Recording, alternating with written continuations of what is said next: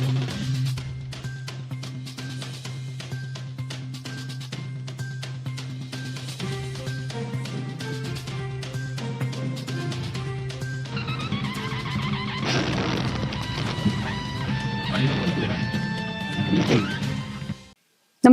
आपण पाहता हिरकणी न्यूज.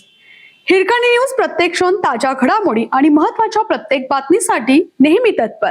कायमस्वरूपी उपाययोजनांच्या दाव्याचा फज्जा, व्यापारी नागरिकांमध्ये संताप. मारुती चौकातील पाणी साचण्याचा प्रश्न कायमस्वरूपी निकाली काढण्याचा दावा 6 महिन्यापूर्वी केला होता.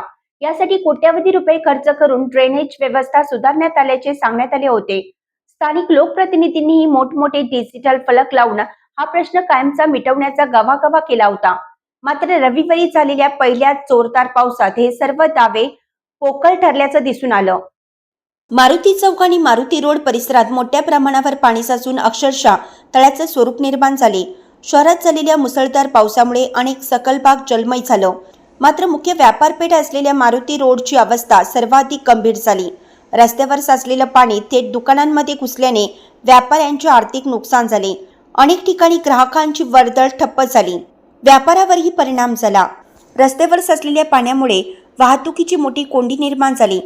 खड्डे पाण्याखाली गेल्याने वाहनधारकांना रस्त्याचा अंदाज येत नसून अपघाताचा धोका वाढला आहे.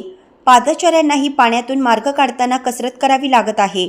मारुती चौकातील पाणी निचऱ्यासाठी केलेल्या कामावर कोट्यवधी रुपये खर्च झाल्याचा दावा केला होता. मात्र पहिल्याच पावसात परिस्थिती पूर्वीप्रमाणे निर्माण झाल्याने या कामाच्या दर्जाबाबत आणि खर्चाच्या परिणामकारकतेबाबत प्रश्नचिन्ह उपस्थित केलं जात आहे.